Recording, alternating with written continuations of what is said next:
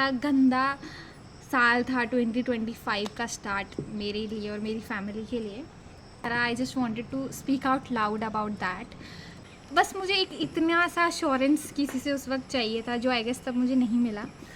Family ही तुम्हारे काम आती है और कोई काम नहीं आएगा, चाहे वो कितना भी अच्छा हो। ये मैंने चीज़ फेस कर ली उस वक्त, मैंने देख लिया उस हार्ड टाइम में कि हाँ उस वक्त कौन मेरे साथ वाकई था या हमारी फैमिली के साथ। मुझे ये था कि हाँ मैं और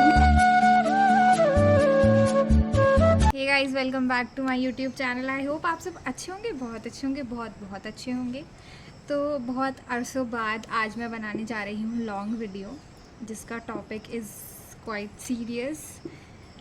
तो चलिए शुरू करते हैं। तो गेस करो कि मैं किस पे बात करने वाली हूँ। Guess guess guess.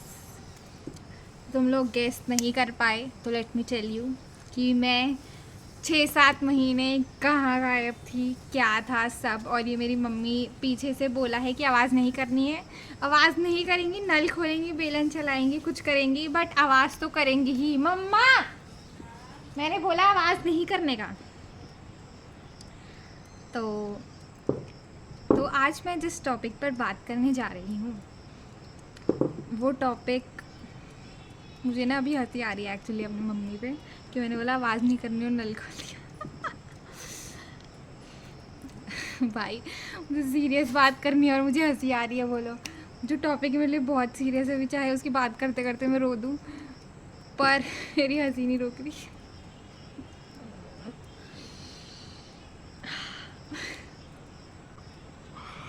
मैं हंस लेती हूँ पहले थोड़ा सा। कौन है ये लोग, कहां से आते हैं ये? हाँ तो अब सही है। कोमल हंसना बंद करो।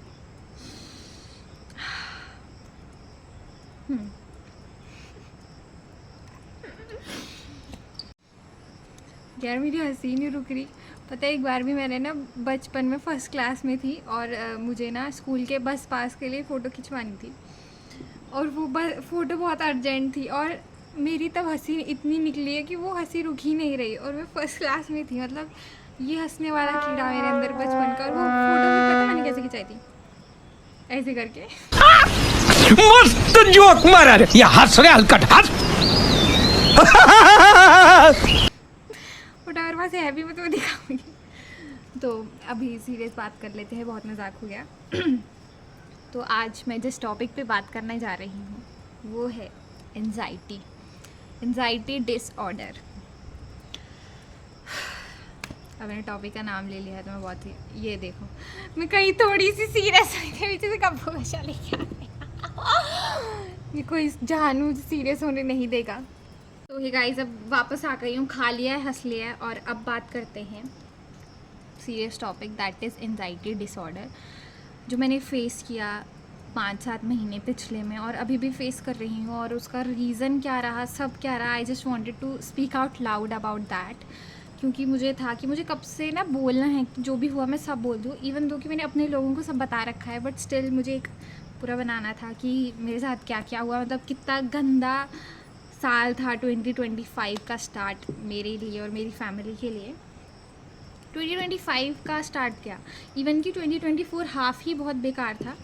तो अगर मैं स्टार्ट करूँ दिसंबर नहीं, अगर मैं स्टार्ट करूँ ना सितंबर से, I guess it's all started सितंबर से। एकदम से मेरे पापा को हो गया बीपी इशू और उनका बीपी जा रहा है 280 जा रहा है, जो 80 वाला 100 जा रहा है, जो 120 रहता है वो 200 जा रहा है। एकदम से इतना हाई बीपी और विच इज़ क्वाइट डेंजरस। तो मेरे पापा बहुत वीक हो गए थे। तो उस टाइम पे वो पोस्टेड थे श्रीनगर में। तो फिर दवाई ली उन्होंने, थोड़ा बहुत ज़्यादा वीक हो गए वो बट स्टिल मतलब ठीक थे। तो फिर आती है दिवाली का एक दिन मुझे लगता है हमने अच्छा मनाया। वो मुझे 5-6 दिन की छुट्टियां थी तब। और उसके बाद दिवाली मनाई और फिर हम जाते हैं एक शादी में जिसको हमने बहुत खुशहाली से, बहुत अच्छे से मनाया। और बस वहीं से हम वापस आते हैं और पूरे परिवार का काला समय चालू हो गया, ऐसे हो गया एकदम से। जिस दिन हम शादी से आए वापस अपने घर पे, उसी दिन आते ही मेरी मम्मी का पाँव टूट जाता है, सीढ़ियों से गिर जाती है। ये एकदम से पता नहीं क्या हुआ, तो ठीक एकदम से मम्मी गिर गई, उनका पाँव टूट गया और मम्मी बेड पे, सोचो। फिर मैं रुकी, फिर मैं चली गई, फिर मम्मी ने दिखाया सब करा, फिर मैं चली गई और दिसंबर में थे मेरे एग्ज़ाम। तो मेरे एग्ज़ाम थे दिसंबर में, और तब मुझे पता लगता है कि जैसे ही शादी से मेरे पापा वापस गए हैं तो उनको बुखार हो गया है। तो मुझे लगा कि नॉर्मल बुखार होगा, क्या ही है, ठीक हो जाता है 1-2 दवाई लेने से। और पापा ने बताया भी नहीं कि उनको ज़्यादा बुखार है और पेट दर्द बहुत ज़्यादा है, वो तो कुछ पता ही नहीं था मुझे। फिर पापा मेरे पापा का कुछ कोर्स था श्रीनगर में, तो श्रीनगर गए थे, फिर वो वहाँ से वापस आए और मेरी मम्मी ने बताया मुझे कि वो इतने वीक हो गए हैं, क्या ही बताएं। और मैं तो दिल्ली में थी तब, तो मुझे इतना खास नहीं पता था, तो मुझे लगा पेट दर्द है, ठीक है, क्या ही है, क्योंकि मुझे घर वालों ने बताया नहीं, शायद मेरे एग्ज़ाम चल रहे थे इसलिए। तो 22 दिसंबर को मेरे एग्ज़ाम्स ख़त्म हुए और 22 को हुए थे, 24 को हुए थे, जिस दिन भी होते हैं ना उसी दिन मैं वापस आई और मैंने देखा कि ये लोग तो मुझे बता ही नहीं रहे हैं, मेरे पापा इतने सीरियस बीमार हैं, वो रात भर सोते नहीं हैं। पहले तो वो ठीक से खा रहे थे, मतलब इतना ज़्यादा नहीं, बट वो खा रहे थे, पर वो रात भर सोते नहीं थे अपने दर्द से। तो हमने यहाँ पे डॉक्टर को दिखाया और मुझे लगा कि नहीं, एक्चुअली वो सीरियस बीमार थे और मम्मी ने तो मुझे बताया ही नहीं। फिर ठीक चला, फिर जनवरी आया और ऐसे ही मतलब पापा बेड पे, ना ड्यूटी जा पा रहे, क्या कहते हैं, सो नहीं पा रहे हैं रात को, सही से खा भी नहीं रहे हैं उनको। फिर हमने एक डॉक्टर को दिखाया तो उनकी पेट दर्द बंद हुई और आता है एक नया उसमें कि जलन पड़ना चालू हो गई है अब। तो क्वाइट ऑब्वियस था कि जलन पड़ना चालू हुआ है, तो एसिडिटी की दिक्कत है। यहाँ के सारे डॉक्टर्स को दिखा दिया, सारे टेस्ट करा दिए, एक एंडोस्कोपी को छोड़ के, उसमें कुछ नहीं, बस एक मिनिमल सा इन्फेक्शन आया था मेरे पापा को, बस। और फिर जनवरी स्टार्टिंग में एक दिन मेरी मम्मी, मेरी एक दीदी है जम्मू में रहती है, उनसे बात करी, उनको बोला है कि ऐसे ऐसे कोमल के पापा बीमार हैं, वो उनको जलन पड़ती है, तो कोई गैस्ट्रोएंट्रोलॉजिस्ट है तो बताएं उसके बारे में। तो फिर उनकी फैमिली में उनके पापा ने भी उसको दिखाया था, तो उन्होंने हमें उसका रेफरेंस दिया और फिर हम वहाँ गए, हमने वहाँ पे दिखाया डॉक्टर को, और उसने एंडोस्कोपी के लिए बोला टेस्ट में और एक क्लोनोस्कोपी के लिए बोला। तो एंडोस्कोपी तो जिस दिन हम उनको दिखाने गए थे स्टार्टिंग में, उसी दिन हो गई उनकी, और उसमें पता लगा कि हाँ, एसिड रिफ्लक्स बनता है जिससे पेट में ज़ख्म हो गए हैं। तो हमें लगा ठीक है, वो तो कुछ इतना है नहीं, दवाई से वो सही हो जाएगा।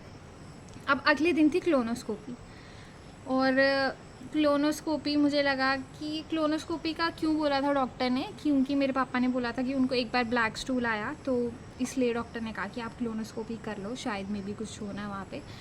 तो मतलब उसने इतना सीरियसली नहीं बोला, उसने कहा एक बार करा लेनी चाहिए। तो हमने वो अगले दिन करवानी थी और वो करवाई। एक मिनट, मुझे याद है मैं चाय चढ़ाई थी। मम्मी चाय देख लेना ज़रा, है चाय लेके आओ, पहले पी लेते हैं। मैं देख के आती हूँ चाय, फिर कंटिन्यू करती हूँ आगे। तो हे गाइस, फाइनली आ गई हूँ, चाय पी के, फ्रूट खा के, दवाई खा के, सब खा के। So let's be serious. तो मैं थी क्लोनोस्कोपी पे, दैट इज़ कि नेक्स्ट डे जो है पापा की थी क्लोनोस्कोपी। तो मुझे लगा शायद कुछ नहीं होगा, मे बी जैसे वो भी नॉर्मल आया है तो लाइक आप ये भी नॉर्मल ही आएगा, तो मैं चिल थी। जिस दिन एंडोस्कोपी थी उस दिन मैं थोड़ी डरी हुई थी, बट जब वो रिपोर्ट आई ना, तो मैंने मम्मी को कमरे से हंसते हुए आते देखा, तो आई वॉज रिलीव्ड कि नहीं, एवरीथिंग इज़ फाइन। फिर उसके बाद अगले दिन थी क्लोनोस्कोपी और हम गए वहाँ, क्लोनोस्कोपी कराई। एंड गेस व्हाट, वहाँ पे आता है कि पापा के अपर कॉलन में है ब्लैक अल्सर्स। अब वो लेबॉर्ट्री वाले, उनको मैं कितनी गालियाँ दूँ उतनी गाली कम है। मतलब लोग तुम्हारे यहाँ बीमार परेशान आते हैं, इंस्टेड ऑफ कि उनको तुम थोड़ी तसल्ली दो कि नहीं सब सही है, सब सॉर्टेड है, कोई वो नहीं है। उनको अपने पैसों से मतलब है, लिटरली उनको टू बी ऑनेस्ट रत्ती भर भी फ़र्क नहीं पड़ता तुम्हारे इमोशंस से या तुम्हारे किसी से भी, उनको बस एक चीज़ से मतलब है, दैट इज़ पैसा। अब हुआ ये कि ब्लैक अल्सर्स आए और मम्मी ने आया कि ऐसे ऐसे बताया कि ब्लैक अल्सर्स हैं। और वो डॉक्टर वो जो लेबोरेटरी वाला था, ही सेड कि it might be a cancer और अ कॉलन ट्यूबरक्लोसिस। मैं क्या बताऊँ, वहाँ तो मतलब ऐसे ज़मीन के नीचे से खिसक गई होती है ना। और उन्होंने कहा कि हमने बायोप्सी ले लिया, 7 दिन बाद रिपोर्ट आएगी। मुझे स्ट्रेस कि मैं क्या बताऊँ, इतना स्ट्रेस मुझे। गाड़ी में ही मेरी शक्ल उतर गई थी वापस आते वक्त। और मेरी मम्मी कह रही है कि कुछ नहीं है भाई, हमारे साथ भगवान है, कुछ गलत नहीं होगा। बट स्टिल एक वो टेंशन होती है ना, ऑब्वियसली थी भाई। और I am single child of my family, और है ही कौन। और तो हुआ ये कि अब मैं रोज़ पता क्या करती थी, वो जो रिपोर्ट ब्लैक अल्सर्स मैंने देखे थे ना, उसको रोज़ गूगल से मैच करती थी, ये नेट पे सर्च करती थी कि अगर कॉलन में कैंसर हो तो वो कैसा दिखता है, या ट्यूबरक्लोसिस हो तो वो कैसा दिखता है। और वो सब काले काले ही थे, तो मैं डर गई थी क्योंकि वो भी ब्लैक अल्सर्स थे। तो मैं बता नहीं सकती, इतनी ओवर थिंकिंग उस टाइम पे मैंने की है। ओवर थिंकिंग मैं पहले भी बहुत करती थी, बट ये था ना, वो टाइम था ये कि मेरा पीक पीरियड था ओवर थिंकिंग करने का। तो मैंने कहीं से भी मतलब हर एक जगह से कि हाँ मैच करूँ कि कहीं से ये मिल तो नहीं रहा है ये वो रिपोर्ट से, या फ़ोटोज़ निकाली कि ये दोनों फ़ोटोज़ तो नहीं मैच कर रही। तो मैं डर गई थी, टू बी ऑनेस्ट, बहुत ज़्यादा डर गई थी मैं। और फिर 5 दिन बाद एकदम से रिपोर्ट आई, मेरे को मैसेज आया कि श्याम सुंदर की रिपोर्ट है। और मैं तो छत पे चली गई बिना कि मैं छत पे जाके देखती हूँ कि रिपोर्ट क्या है। तो मैंने छत पे गई और मैंने सोचा ऊपर छत पे जाके जो गैस्ट्रो वाला है उसको कॉल भी कर लूँगी कि ऐसे ऐसे। एक चीज़ मैंने बताई नहीं कि जिस दिन वो क्लोनोस्कोपी की रिपोर्ट आई थी तो हमने गैस्ट्रो वाले को बताया था, तो उसने कहा था एक मिनिमल इन्फेक्शन है, but for a safer side biopsy ले ली गई है, उसकी जो रिपोर्ट आएगी वो देख लेंगे क्या आएगा। तो फिर 5 दिन बाद रिपोर्ट आई तो मैं छत पे चली गई रिपोर्ट देखने की, अगर कुछ सीरियस होगा तो, या डॉक्टर से बात करनी होगी तो छत पे देखूँगी। तो मैंने छत पे देखा, मेरे को तो कुछ भाषा समझ नहीं आई, मैंने नेट पे देखा तो उसमें मुझे गूगल ने बताया कि इट्स अ नॉर्मल इन्फेक्शन। मैंने डॉक्टर को रिपोर्ट भेजी, उसको कॉल करा कि ये रिपोर्ट है, तो उसने भी कहा कि नहीं ये नॉर्मल इन्फेक्शन है, ये जो दवाई दी है आप वो खाओ और वो ठीक हो जाएगा। और फिर तब रिलीव्ड होता है ना एक इंसान, वो हुई कि हाँ फाइनली कुछ नहीं है, अब धीरे धीरे सॉर्टेड हो जाएगा। मेरे पापा को जो जलन पड़ती थी ना उसका भी आराम पड़ना चालू हो गया था, तो मुझे लगा नहीं अब सब सही हो रहा है धीरे धीरे। तो अब मेरे पापा थोड़ा थोड़ा टच वुड, मतलब मेरे पापा को ये था कि नींद की दवाई दी थी डॉक्टर ने, मेरे पापा वो भी खा लेते थे फिर भी सोते नहीं थे पूरी रात, इमेजिन कि इतना उनको वो होता था। तो अब हुआ ये, और मेरे साथ ऐसा था ना कि मैं ऐसे हो गई थी, मैं ना 4-5 बजे सोती थी सुबह के, ये देख के कि हाँ आज पापा सही से सो रहे हैं, कि आज वो सोए, कि अगले दिन मम्मी को बताऊंगी कि हाँ आज वो सोए हैं, या उन्होंने थोड़ी सी भी नींद ली है, या वो पहले बिल्कुल नहीं ले रहे थे, एटलीस्ट अब 2-4 घंटे कुछ तो ले रहे होंगे। तो अब मेरे पापा को जलन पड़ना कम हो गई, और हाँ लगा कि नहीं अब सब सही हो रहा है, सही हो जाएगा। अब हम गए थे पुंछ में पापा का वो सब कराने, क्योंकि मेरे पापा बहुत सीरियस बीमार थे ना, तो सीधे यहाँ गए थे, वहाँ पे रिपोर्ट ही नहीं करा था जहाँ पे पापा की ड्यूटी थी।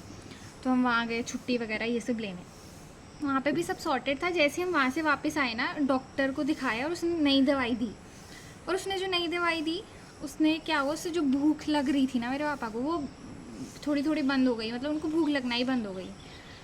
तो पहले मेरे पापा थोड़ा बहुत तो खा रहे थे, अब बिल्कुल ही नहीं खा रहे। अब ऐसा हुआ कि 2-3 दिन उन्होंने खा ही नहीं रहे हैं कुछ भी, पानी पी रहे हैं तो उल्टी आ रही है। इमेजिन एक इंसान खाना नहीं खा रहा है और पानी पी रहा है, वो भी बाहर निकले जा रहा है, और इंसान सोता नहीं है, तो कितना ऐसे लग रहा था कि जो नहीं, अब जो ग्राफ हाँ सही जा रहा है वो दोबारा से यहाँ आ गया कि ये तो स्ट्रेस हो गया। और एक दिन तो लेजिट ऐसा हुआ कि मेरे पापा ने कुछ नहीं खाया था उस दिन सारा दिन, और जो खाया था थोड़ा से चावल खाए थे इतने से, वो भी उल्टी से बाहर आ गए, पानी पिया वो भी उल्टी से बाहर, दवाई भी बाहर। तो टेंशन हो गई हमें। और मेरी मम्मी उस दिन रात को ही 2 बजे मेरे पापा को कह रही है कि चलो हॉस्पिटल चलते हैं। और मेरे पापा इतनी ज़िद्दी हॉस्पिटल जाने के लिए माने नहीं, कहते कि हॉस्पिटल जाके होगा क्या, वो लोग करेंगे क्या, मान ही नहीं रहे थे। तो मेरी मम्मी ने कहा या तो हॉस्पिटल चलो या कुछ खाओ, ना कुछ खा रहे हैं। तो फिर मेरे पापा ने थोड़ा सा कीवी खा लिया, और सुबह मेरे पापा बहुत ढीले थे, मतलब बिल्कुल, मतलब 2 कदम भी होता है ना वो भी नहीं चल पा रहे थे, वो जो 2 कदम होता है। तो मेरी मम्मी ने हालत देखी और फटाफट उन्होंने मेरी मौसी को फ़ोन किया कि आप आओ, ये बहुत सीरियस बीमार है, इनको हॉस्पिटल में एडमिट कराते हैं, तो वो ग्लूकोज वगैरह लगाएंगे, एटलीस्ट कुछ खा नहीं रहे हैं तो ये तो होगा ना कि ग्लूकोज जा रहे हैं या कुछ भी है जो, तो हम फिर सांबा में वहाँ पे एक प्राइवेट हॉस्पिटल है, वहाँ पर गए, उसको हमने सारा बताया उस डॉक्टर को, और वो डॉक्टर बहुत अच्छे थे, बिना मजाक के। उन्होंने कहा कि मुझे ऐसा लगा कि एक पेशेंट मेरे पास आया है एंडोस्कोपी क्लोनोस्कोपी का, मुझे लगा ये तो सीधे कैंसर पेशेंट होगा, बट ही सेड कि you should be thankful to God कि ऐसा कुछ भी नहीं है, नहीं तो इतनी एज में इंसान को ऐसा कुछ निकल जाता है, तो भगवान को शुक्रिया करना चाहिए। फिर उन्होंने मेरे पापा को तसल्ली दी कि आपको कुछ नहीं है, हम आपको ग्लूकोज वगैरह लगाएंगे, उससे आपको एनर्जी वगैरह आएगी, और आप बस थोड़ा थोड़ा खाना ज़बरदस्ती। तो ये हुआ। अब मेरे पापा का 3 दिन वहाँ रहे और थोड़ा थोड़ा खाना चालू कर दिया, और तीसरे दिन उनको छुट्टी मिल गई। अब मतलब ठीक है, अब ठीक हो गया, और मैं भी रिलीव्ड हो गई कि नहीं, मैं कॉलेज ही नहीं जा रही थी क्योंकि इतने सीरियस बीमार हो गए थे, और मेरा 4th सेम चालू हो गया था। अब जिस दिन मेरे पापा घर आए, उस दिन एग्जैक्ट उसी दिन जब वो ठीक हो के आए, रात को मैं अपने दोस्त से बात कर रही थी, और मैंने उसको ऐसे बोला कि इन पिछले टाइम मैंने बहुत ओवर थिंकिंग करी है, और मेरी ओवर थिंकिंग ऐसी है कि कहीं मेरी नाड़ ना पड़ जाए। जैसे मैंने इतनी सी लाइन बोली, मेरा दिल धक धक धक धक धक इतनी तेज़, जैसे कोई कील ठोक रहा हो ना, इतनी तेज़, और मैं डर गई कि एकदम से मेरा दिल इतना क्यों धक धक करने लगा, और मेरी ना चेस्ट एकदम से हैवी हो गई, और चेस्ट हैवी हो गई और दिल धक धक करने लगा, और मुझे हल्की हल्की जलन पड़ रही थी यहाँ पे। तो मुझे लगा कि जलन पड़ती थी, पापा को भी तो एसिडिटी थी, तो मुझे भी क्या एसिडिटी होगी, नॉर्मल सी हो गई होगी। तो मैंने मम्मी को बस इतना ही बताया कि मुझे ना जलन पड़ रही है, तो रात को मम्मी ने मुझे इनो वगैरह दिया, बट उससे कुछ आराम नहीं आया मुझे, और मेरे को सांस की दिक्कत हो रही थी, जो मैंने किसी को बताया नहीं, क्योंकि मुझे खुद को ही लग रहा था शायद वो वहम है, मुझे इग्नोर कर देना चाहिए। तो मेरे को कॉन्टीन्यूसली सांस की दिक्कत अगले दिन सुबह तक लगती रही। मेरी मम्मी कहीं गई थी, ठीक है, गर्मी बहुत है भाई, पसीना आ रहा है, तो मैंने बताया नहीं, तो मैं चली गई दिल्ली। थोड़ी बहुत मैंने एसिडिटी के कैप्सूल लिए, मुझे लगा एसिडिटी से होता होगा। मेरी दोस्त को भी थी, उसने बोला ये सब एसिडिटी से होता है, तो एसिडिटी से हो रहा होगा। तो मैं दिल्ली गई, वहाँ पे भी एक दिन मुझे रात को हल्का सा ऐसे अनईजीनेस फील हुई, तो मुझे लगा दोबारा आई गेस कि मैं वहम कर रही हूँ और कुछ नहीं है, तो मैं सो गई। और फिर उसके नेक्स्ट डे वहीं सेम चीज़ मेरे साथ हुई, बैठे बैठे एकदम से मेरा दिल धक धक धक धक इतनी ज़ोर से। मैंने अपनी दोस्त को बोला, शाम भाभी ये देख मेरा दिल कितनी ज़ोर से धड़क रहा है। उसने कहा हाँ वाकई में। तो मैंने इनो पिया, बट मुझे ऐसे अनईजीनेस, ऐसे घबराहट हो रही थी कि नहीं अब मेरे साथ कुछ बुरा होगा, ऐसी फीलिंग आती ना, वैसे आ रहा था कि एकदम से दिल तेज़ धड़क रहा है, ये सब क्या हो रहा है। मुझे तो नहीं पता था एंजाइटी के सिम्टम्स ये सब होते हैं। तो वहाँ फिर मैंने उसको बोला कि नहीं यार इट वॉज समथिंग सीरियस, तो चल हॉस्पिटल चलते हैं। तो हमारे पास में हॉस्पिटल है, वो मुझे वहाँ ले गई। उन्होंने बस मुझे एक एसिडिटी का इंजेक्शन लगा दिया, कहा कि जाओ।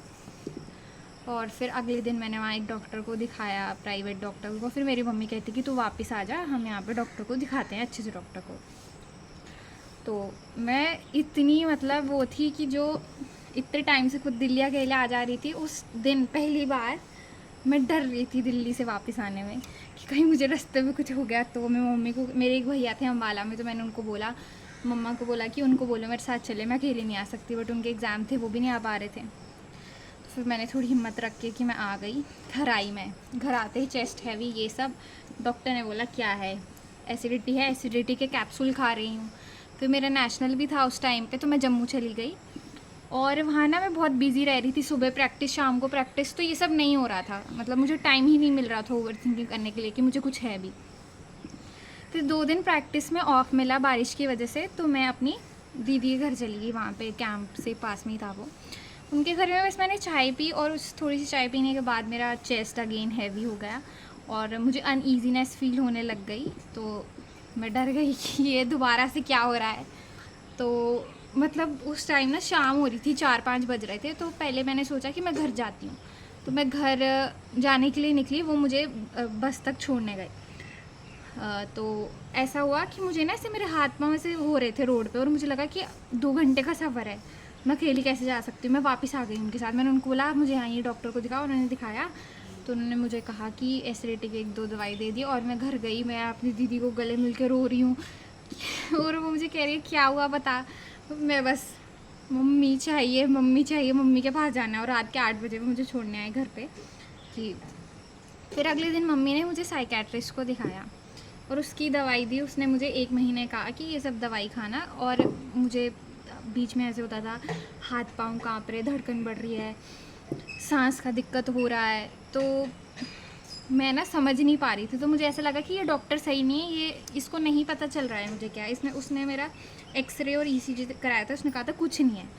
तो उसके बाद मैंने दूसरे डॉक्टर को दिखाया, फिर भी मुझे वो समझ नहीं आ रहा था ना, मुझे उस पर भी भरोसा नहीं हुआ। मैंने एक और डॉक्टर को दिखाया, ऐसे मेरा स्विच चल रहा था। फिर मैंने बीच में आके मुझे लगा कि एंजाइटी कुछ नहीं है, ये तो एसिडिटी की ही बीमारी है, चलो अब चलते हैं गैस्ट्रो वाले के पास सीधे ही, बहुत हो गया। तो गैस्ट्रो वाले के पास गई मैं, उसने मुझे इतने ख़तरनाक नहीं, मतलब थोड़े ज़्यादा हेवी कैप्सूल्स दे दिए थे 200 mg के, जो मुझे भूख लग रही थी ना वो मुझे बंद हो गई एकदम से। अब मैं भी खाना नहीं खा रही, हमारे घर में एकदम से ये हो गया कि खाना ही नहीं खा रही हूँ मैं। और मैंने कहा नहीं भाई, इधर आराम नहीं आ रहा, ये गैस्ट्रो वाला भी ऐसे ही है, इसको पता नहीं चल रहा। तो फिर मैंने मम्मी को बोला एक काम करते हैं, जहाँ पापा को दिखाया था वहाँ दिखाते हैं, वो भी मुझे एसिडिटी के इंजेक्शन वगैरह ग्लूकोज वगैरह लगाएगा तो मेरी भूख खुल जाएगी।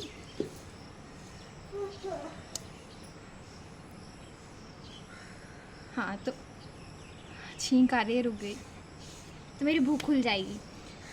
तब मैंने थोड़ा थोड़ा सीख लिया था एंजाइटी को वो करना, मतलब मैं भूल रही थी, तब होली का टाइम आ गया था, मतलब 2 महीने हो गए थे मुझे घर बैठे हुए, मेरे कॉलेज चल रहे हैं, मुझे कुछ आता पता नहीं है। तो तब मैंने थोड़ा मन बना लिया था कि हाँ अब होली के बाद जाऊँगी कॉलेज। तो अब हुआ ये कि मैं वहाँ गई, उन्होंने मुझे पहले उस नॉर्मल वाला ग्लूकोज लगाया, फिर उन्होंने मुझे मल्टीविटामिन्स का ग्लूकोज लगाया। और आई गेस वो ग्लूकोज का एक ड्रॉबैक होता है, उन्होंने पहले मुझे हॉस्पिटल में भी लगा था, तो उन्होंने कहा था बहुत धीरे धीरे लगाना होता है, नहीं तो ये रिएक्शन कर जाता है। पर प्राइवेट हॉस्पिटल वालों ने इतनी बड़ी बॉटल लगा दी और एकदम तेज़ चल रहा है, और एक टाइम पे ऐसा हुआ मैं चोक हो गई, ऐसे होगी मम्मी, फिर कि मैं बोल भी नहीं पा रही। मेरी मम्मी ने फटाफट उनको बुलाया और उन्होंने मुझे मेरा वो खोला फटाफट, तो उन्होंने कहा कुछ नहीं है ठीक है, शायद उससे ऐसे हो गया हो कि तेज़ नहीं करते हैं। बट मैं डर गई थी तब तो मुझे लगा था कि कोमल तो आज तो गई, इतना खतरनाक हुआ मेरे साथ। और मैं इतनी गंदी, मेरी तब एंजाइटी जागी ना, चोक होने वाली, बहुत गंदी थी, मैं बता नहीं सकती।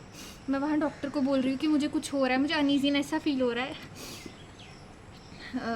चक्कर आ रहे, चक्कर नहीं आते थे, मतलब ऐसे हाथ पाँव काँप रहे।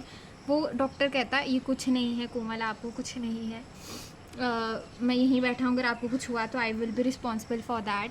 बट मुझे तो कुछ हो रहा था और मुझे ऐसा हो रहा था कि मुझे कोई समझ नहीं रहा है। तो फिर मेरी मम्मी ने भैया को बुलाया मेरे, तो वो मुझे घर छोड़ने गए फिर, और मैं आई मानसी कर गई, और जाते बार रो रही हूँ, जो सारा इंसिडेंट हुआ मेरे साथ में मम्मी भी रो रही है, भाई ये इतना खतरनाक भयंकर हो रहा है। और एक तो ये हो रहा था ना, सांस रुक रही थी, तो इंसान वहीं से डर जाता है कि सांस क्यों रुक रही है। फिर तो ऐसे हो गया कि नहीं भाई अब तो क्या। फिर मैं ना अपने मामू घर गई, वहाँ मैंने एक डॉक्टर को दिखाया, वहाँ पे ना एक बहुत फेमस चल रहा था कि हाँ ये डॉक्टर आया है नया, ये बहुत अच्छा डॉक्टर है, इसको दिखाओ। मैंने उसको दिखाया, तो उससे ना मेरी एसिडिटी का आराम आया काफ़ी मुझे। तो मुझे लगा कि नहीं हाँ ठीक है, फिर भी मुझे एक वो ट्रस्ट नहीं आया। फिर मैंने सोचा एक काम करते हैं कि अब मैंने मतलब मुझे जो सिम्टम्स हुए ना अपने नानी घर जाके, जब मैंने वहाँ डॉक्टर को दिखाया, उठते ही ऐसे होना कि खड़ी हो रही हूँ तो लग रहा है गिर जाऊँगी, उठ रही हूँ तो धड़कन ऐसे हो रही है, सांस का दिक्कत हो रहा है। तो मैंने अब समझ लिया था कि नहीं ये कोमल एंजाइटी है। यूट्यूब पे मैंने पूरी रिसर्च करी, तो आई गेस अब बहुत हो गया है लोगों का ये बोलना कि एंजाइटी की दवाई नहीं खाते, वो नहीं करते, ये नहीं करते, अब तो साइकेट्रिस्ट के पास जाना ही पड़ेगा। तो मैं फिर यहाँ पे आई, और जो साइकेट्रिस्ट जिसको मैंने बिल्कुल स्टार्टिंग में दिखाया था, मैं दोबारा उसके पास गई, उसने मेरी पूरी प्रॉब्लम समझी कि हाँ ऐसा लगता है किसी ने गला पकड़ लिया है, सांस नहीं आ रही है, दिल धक धक करता है, घबराहट होती है, ऐसा लगता है हार्ट अटैक आ जाएगा, या ऐसा लगता है अभी ही मर जाऊँगी। तो मुझे लगा नहीं हाँ ये है पहला इंसान जिसने समझा कि हाँ क्या हो रहा है मुझे।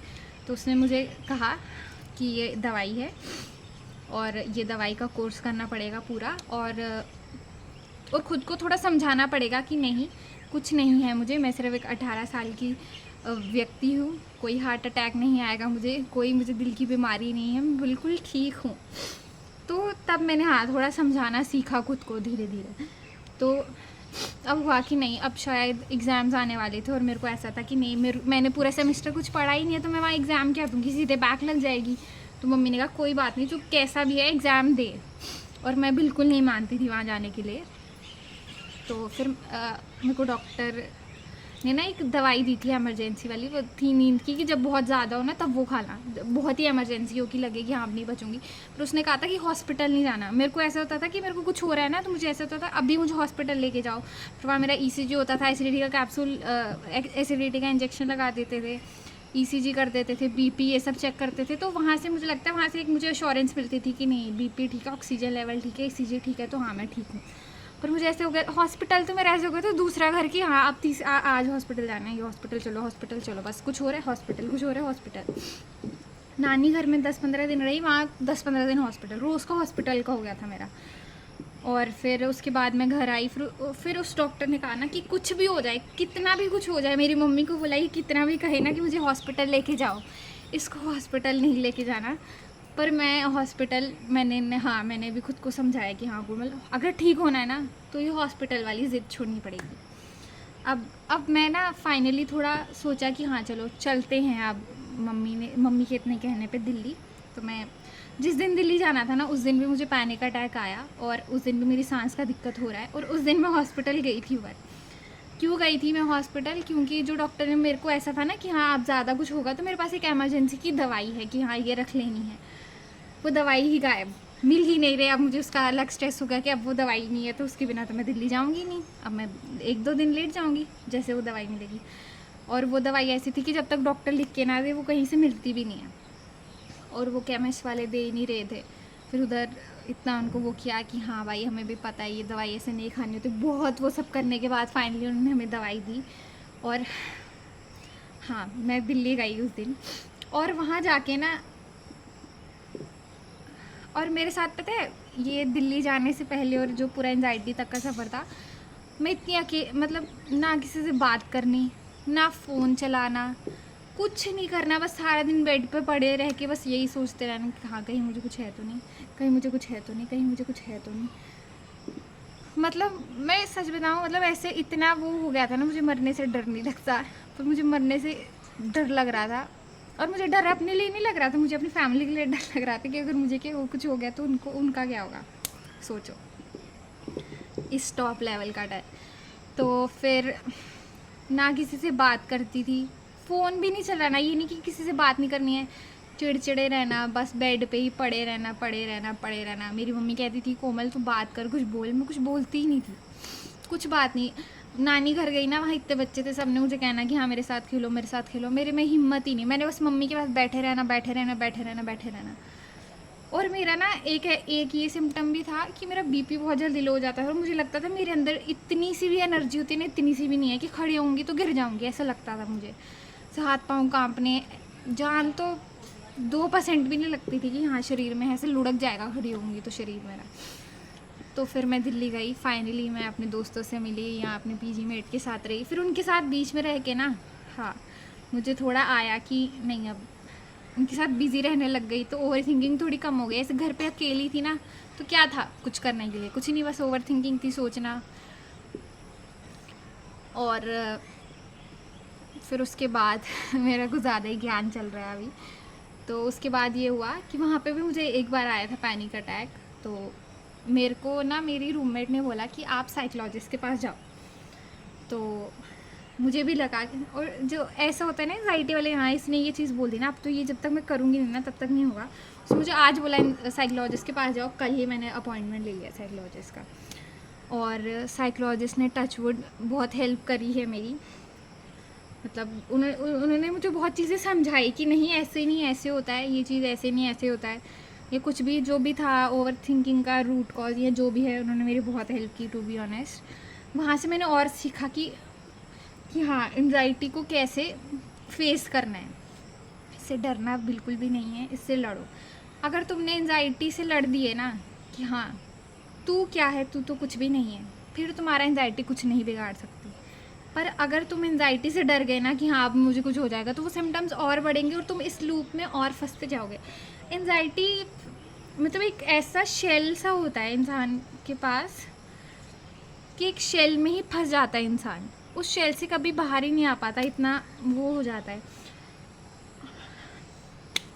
तो वैसे ये मेरी पूरी कहानी थी, और मैं इतनी वीक हो गई थी ना, इतनी वीक, ये पैनिक अटैक एंजाइटी से ही मेरा 7-8 kg वेट कम हो गया, सोचो। और मैं 5-6 महीने कुछ नहीं खाया बाहर का, कुछ भी नहीं खाती नहीं थी, डर के मारे कि हाँ इसको खाने से कुछ हो जाएगा। क्योंकि जब भी मेरी सांस वांस रुकती थी, मुझे नहीं पता था ना ये पैनिक अटैक है, ये एंजाइटी से हो रहा है, तो मुझे ऐसा लगता था कि नहीं ये खाया मैंने तो शायद इससे हो रहा है ये सब, तो मैं डर के मारे कुछ खाती ही नहीं थी। मेरे साथ ऐसे हो गया था। तो मतलब इतनी ये मेरी भयंकर कहानी थी। और अभी तक ऐसा नहीं है कि मैंने एंजाइटी से पूरा रिकवर कर लिया है, अभी भी मुझे सिम्टम्स होते हैं। और अभी मेरे को थोड़ा आ गया है उनको फेस करना। कभी कभी हल्का हल्का से डर जाती हूँ, बट नहीं, अब मैं उसको फेस कर सकती हूँ कि क्या बहन तो कुछ भी नहीं है मेरे सामने। तो ऐसा हो गया है। तो ये पूरी कहानी थी जो मैं सोचा आप बोल दूँ, तो मैंने मुझे लगता है बहुत आधे घंटे की वीडियो बना दी है, कौन देखेगा, बना दी, बस बोलना था बोल दिया। एक मतलब ऐसा था ना मेरे साथ कि मैं सिंगल चाइल्ड थी, और जैसे मैंने वो पापा का ये सब देखा, तो मुझे ऐसा था कि उस वक्त मैं किसी के साथ शेयर करूं घर पे। मम्मी को बताती नहीं थी कि उनको टेंशन हो जाएगी, और बाकी टू बी ऑनेस्ट कोई था ही नहीं, समझने नहीं आता था कि किसको बताऊं। मेरे एक भैया हैं, वो बहुत अच्छे हैं, कज़न है वो मेरे, वो बाहर रहते हैं, और आई नो अगर वो होते ना उस टाइम पे तो वो बहुत साथ देते। मतलब उस टाइम पे जब मेरे पापा बीमार थे तो मुझे ऐसा था कि हाँ किसी से पैसे वैसे कुछ नहीं चाहिए, मतलब ऐसा था कि किसी का एक पीछे इमोशनल सपोर्ट हो जो ये कहे कि कोमल कोई बात नहीं, अप्स एंड डाउन्स आते रहते हैं, बट हम तेरे साथ खड़े हैं, कुछ गलत नहीं होगा, तू टेंशन मत ले। बस मुझे एक इतना सा अश्योरेंस किसी से उस वक्त चाहिए था, जो आई गेस तब मुझे नहीं मिला। और मेरे को ऐसे हो गया था, मतलब कुछ भी नहीं बताती थी किसी को, सब अंदर अंदर अंदर अंदर जो भी ओवर थिंकिंग अंदर घुटते रहना। तो और कोई तुम्हारी मैं तुम्हें कह रही हूँ कि तुम्हारे मम्मी पापा या तुम्हारी फैमिली ही तुम्हारा सब कुछ होती है। बाकी कोई कितना भी अच्छा हो, टफ़ टाइम्स में हमेशा तुम्हारी फैमिली ही तुम्हारे काम आती है, और कोई काम नहीं आएगा, चाहे वो कितना भी अच्छा हो। ये मैंने चीज़ फेस कर ली उस वक्त, मैंने देख लिया उस हार्ड टाइम में कि हाँ उस वक्त कौन मेरे साथ वाकई था, या हमारी फैमिली के साथ। मुझे ये था कि हाँ मैं और मेरी मम्मी अकेले हैं जो पापा को दिखा रहे हैं, ये सब कर रहे हैं, तो आई गेस किसी और को भी होना चाहिए था, तो जो कोई भी नहीं था। It's a harsh truth, but कोई भी नहीं था। सबको मतलब ऐसे था कि हाँ घर पे ही है तो शायद ज़्यादा सीरियस बीमार नहीं है, अनटिल एंड अनलेस कोई हॉस्पिटल पहुंच जाए। तो तब मैंने सबके असली चेहरे देख लिए, टॉक्सिक रिश्तेदार। तो ये पीछे थी ना इसीलिए। तो आई गेस काफ़ी लंबी वीडियो हो गई है, मेरा पूरा एंजाइटी का ये सब वो। अगर आप और क्या बोलूँ, और भी मन कर रहा है बोल दूँ, बट वीडियो कुछ ज़्यादा ही लंबी हो जाएगी, आधे घंटे की तो यही होगी, 5-5 मिनट के पहले क्लिप्स है, कितना ही बोल दूँगी मैं। हाँ तो बस ज़्यादा ज्ञान नहीं चेपूँगी, बस मैं इतना कहूँगी कि कोई तुम्हें कहे ना कि तुम अगर रो रहे हो तो तुम वीक हो, ना ही लड़के ना ही लड़की। अगर तुम्हें रोने का मन है ना, टू बी ऑनेस्ट रो लो, इमोशंस को बाहर निकालो, कभी भी अंदर मत दबाओ, क्योंकि वो घड़ा जब अंदर अंदर अंदर अंदर भरता रहता है ना, तो वो बर्स्ट बहुत गंदा होता है, लेजिट बहुत गंदा होता है वो। क्योंकि फिज़िकल प्रॉब्लम एक ऐसी होती है जिसको हम आंखों से देख सकते हैं कि हाँ ये इतना ठीक हो रहा है, और फिज़िकल प्रॉब्लम भी कहते हैं ना कि इंसान खुद को विल देना कि हाँ ये कुछ भी नहीं है, ठीक हो जाऊँगा, तो वो ठीक हो जाता है। बट मेंटली ही एक इंसान बीमार हो चुका है, तो वो क्या होगा। और अगर तुम्हें भी कुछ हो मेंटल प्रॉब्लम, साइकियाट्रिस्ट को या किसी को दिखाने से बिल्कुल भी वो मत करो कि हाँ इसकी दवाई नहीं खाते, उसकी दवाई नहीं खाते। अगर फिजिकल पेन है तो दवाई खा रहे हैं, तो मेंटल पेन के लिए दवाई क्यों नहीं खाएंगे? ऑब्वियसली खानी ही, जब खानी है तो खानी ही पड़ेगी, तो कुछ गलत वलत नहीं होता है, कोई तुम पागल वागल नहीं हो। मतलब मुझे लोग कहते थे ये वहम ही हो गई, इसको वहम हो रहा है, इसको होता कुछ नहीं है, बस इसको वहम है। मन करता है इतना मारूं उन लोगों को मैं उस वक्त कि तुम्हें नहीं पता वो पेन कितनी गंदी होती है। खुद इमेजिन करो, चेस्ट के लेफ्ट साइड में पेन हो रहा है, आर्म्स में दर्द हो रहा है, बैक पेन कर रहा है, जॉस दर्द कर रहे हैं, धड़कन धक धक धक, सांस नहीं आ रही, तो वो लोगों को वहम लगते थे, बोलो।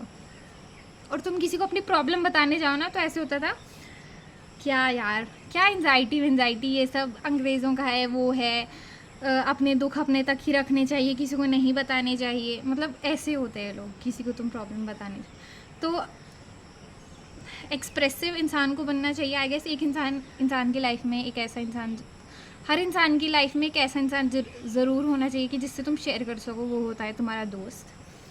तो कुछ नहीं तो एक अच्छा दोस्त होना चाहिए कि जिससे तुम हर चीज़ शेयर करो बिना किसी, वो भी तुम्हें बिना किसी जजमेंट के तुम्हारी चीज़ों को सुने और समझे। और touch would I have that friends जिन्होंने मेरी प्रॉब्लम को सुना, मेरे समझा, जज नहीं किया, ये नहीं बोला कि हाँ तेरा तो हर रोज़ का है, आ जाती है अपने दुखड़े लेके वो करके ये सब करके। मेरे दोस्त ने मेरा इतना, मेरा आई गेस किसी ने साथ नहीं दिया होगा जब मैं बीमार थी जितना मेरे दोस्त ने दिया, which is a God blessing for me.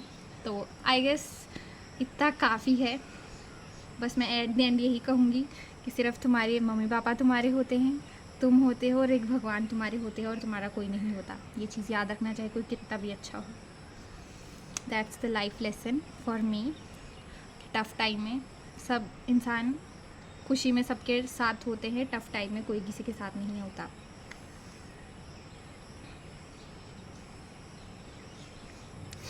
लोगों को ऐसा होता है ना कि तुम अपनी प्रॉब्लम बता रहे हो, तुम्हें इमोशनल सपोर्ट चाहिए, बट उनको लगता है कि तुम पैसे के लिए कह रहे हो।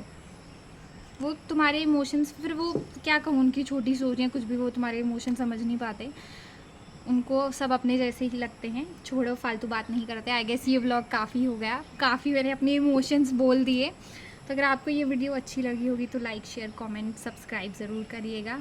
और एंजाइटी पे मैं और भी वीडियोस बनाऊंगी कि मुझे क्या क्या सिम्टम्स होते थे, या वो भी कि क्या सब बताऊंगी अपना धीरे धीरे। बट आज का व्लॉग ज़्यादा ही बड़ा हो गया है, इसको इतना ही रखते हैं। Bye guys, bye bye.